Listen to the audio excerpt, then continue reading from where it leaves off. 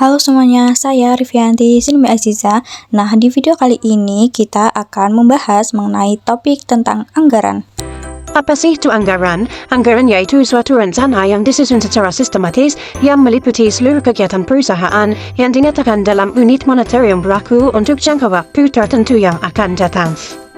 Untuk definisi anggaran bank sendiri itu sama seperti yang sudah dijelaskan tadi itu anggaran, namun anggaran bank ini itu bersifat khusus, yaitu hanya berupa anggaran yang ditujukan untuk dunia perbankan, khususnya bagi bank-bank komersial. Selanjutnya yaitu fungsi anggaran. Fungsi anggaran ini sebagai alat perencanaan dan pengendalian keuangan bank untuk mencapai tujuan operasional secara efisien dan efektif.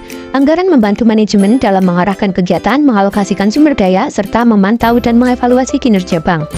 Anggaran memiliki banyak manfaat ya teman-teman, salah satunya yaitu sebagai alat penetapan sasaran usaha secara jelas dan terukur, yang kedua menjadi alat koordinasi kerja antar unit agar lebih terarah dan efisien, kemudian yang ketiga mendorong profesionalisme dan peningkatan keterampilan pegawai, yang keempat alat koordinasi dan pengawasan bagi manajemen bank, kemudian yang kelima meningkatkan pelayanan bank pada nasabah, yang keenam yaitu meningkatkan efisiensi organisasi melalui evaluasi kerja dan alokasi sumber daya yang lebih tepat.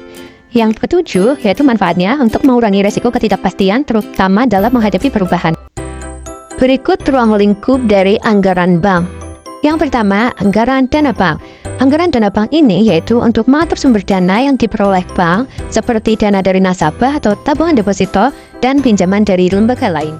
Yang kedua, anggaran penanaman dana bank, yaitu merencanakan penggunaan dana bank untuk kegiatan produktif seperti pemberian kredit atau investasi lainnya. Kemudian ada anggaran jasa-jasa bank, yaitu mengelola pendapatan dari layanan kredit seperti transfer, clearing, safe deposit box, dan jasa perbankan lainnya. Yang keempat yaitu tentang anggaran sarana kerja bank.